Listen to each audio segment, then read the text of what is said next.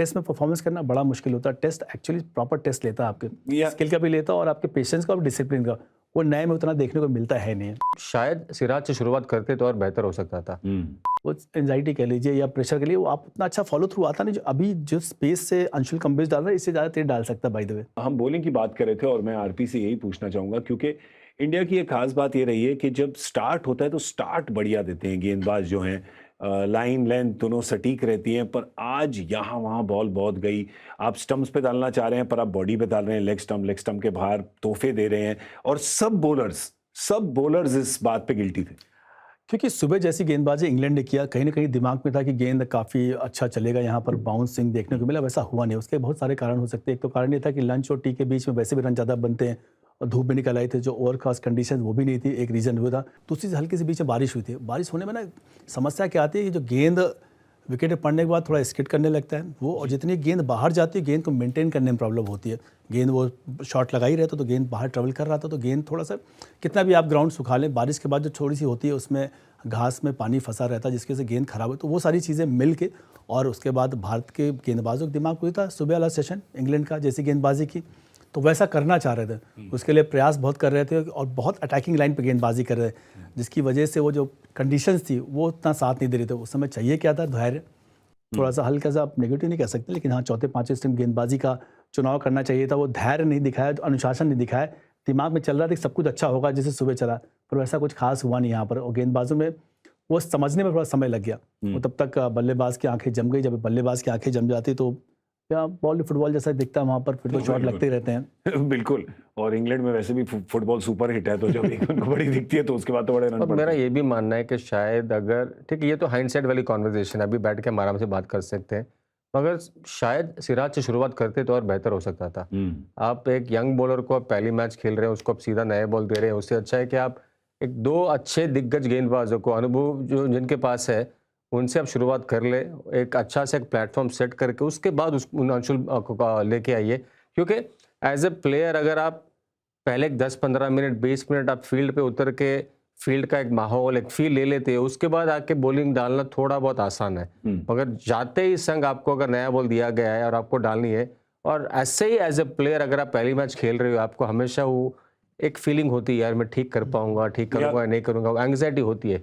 तो may be in hindsight सोचेंगे कि शायद सिराज से शुरुआत करते हैं। बिल्कुल सही, मैं सहमत हूँ हेमंत से बात से कि सिराज से शुरुआत कर सकते हैं, क्योंकि अंशुल कम्बोज का जो बॉलिंग स्टाइल ऐसा कोई अलग सा नहीं है। अगर आप सोचो बुमराह पहला मैच खेलना है, क्योंकि उनका एक्शन अलग है, उनका बॉल करने का तरीका, वो पहला आउट डाल सकते हैं, दूसरा आउट डाल सकते हैं।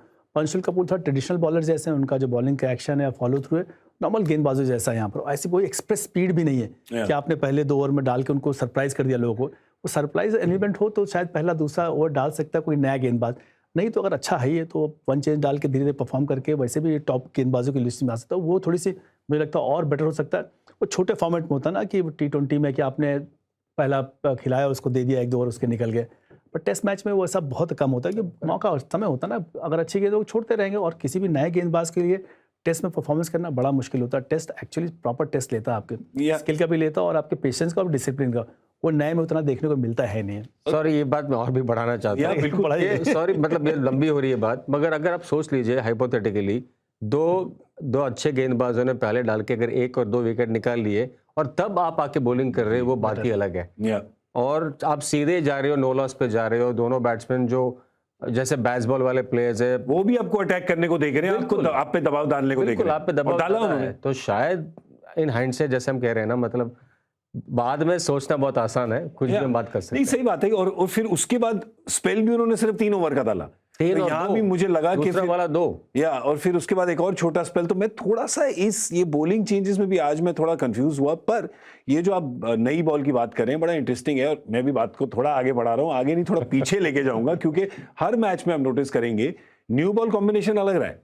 ठीक है, इसमें आपने जसप्रीत बुमराह और कंबोज से करवाई है, पिछले मैच में आपने आकाशदीप और बुमराह से कराई थी, उसके पहले मैच में सिराज और आकाशदीप थे, उसके पहले वाले। तो मैं बस कह रहा हूं कि हर मैच दर मैच में, पहले मैच में बुमराह के साथ सिराज ने डाली थी नई बॉल के प्रसिद्ध ने, सिराज ने डाली थी। तो देखिए आप हर में चेंज आपका आता ही जा रहा है। हर में बुमराह एक आपके कांस्टेंट है जब भी खेलते हैं, पर उनके जो जोड़ीदार हैं वो बदलते जा रहे हैं। और आरपी भी मेरे से शायद सहमत होंगे कि आपके पास अगर 2 अच्छे गेंदबाज हैं, अनुभव जिनके पास है उनको पहले डालिए ना, उनके पहले बॉलिंग करवाइए। See, अगर तीनों गेंदबाज एक तरीके के तब तो आप इसमें रोटेट कर सकते हो। क्योंकि मुझे ध्यान है फर्स्ट क्लास क्रिकेट में मैं, पीके और भुवनेश्वर कुमार तीनों साथ में खेल रहे थे, तो ये था कि पहले कौन डालेगा, तो तीनों रोटेट होते थे क्योंकि तीनों स्विंग बॉलर थे, एक जैसे ही थे लगभग, तो जिसकी वजह से कभी हमने स्टार्ट किया कभी भुवनेश्वर ने। पर यहाँ पर क्योंकि उसका पहला मैच है तो उस लिहाज से थोड़ा सा संभला जा सकता था, और टेस्ट मैच में बहुत बॉलिंग मिलती है, ऐसा वो वन चेंज डाल के भी करामात कर सकता था, ऐसा नहीं। लेकिन हाँ, क्योंकि अभी हुआ नहीं इसलिए हम लोग ऐसी बात कर रहे हैं। हो सकता है वो जो पहला ग्लव से गया था ध्रुव जुरैल के बगल से गया, वो कैच पकड़ लेते, शायद परिस्थितियां कुछ और होती हैं यहाँ पर। ऐसा नहीं कि अंशुल कंबोज की गेंदबाजी में कोई कमी है, क्योंकि मैं तो डोमेस्टिक सर्किट फॉलो करते आ रहा हूँ, आपने भी कई बार देखा होगा उनको, यहाँ पर वो है पोटेंशियल इसमें और वो स्ट्रांग है। लेकिन पहले मैच में वो एंजाइटी कह लीजिए या प्रेशर के लिए वो आप उतना अच्छा फॉलो थ्रू आता नहीं, जो अभी जो स्पेस से अंशुल कंबोज डाल रहा है इससे ज़्यादा तेज डाल सकता है बाय द वे, उससे बेटर बाउंस पे कर सकता है। पर मुझे लगता है कल आने वाले मैचेस में, आने वाले दिन में ऐसा देखने को मिलेगा। थोड़ा सा बाउंस तो देखा है जब बेन डकेट को उन्होंने आउट किया, तो क्या कर सकते हैं ये आज दिखाए, शायद कल मैं चाहूंगा कि और दिखाएं।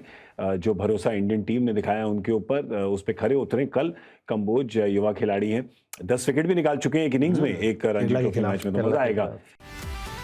Fourth test live now TV पर देखिए सिर्फ सोनी स्पोर्ट्स के चैनल्स पर।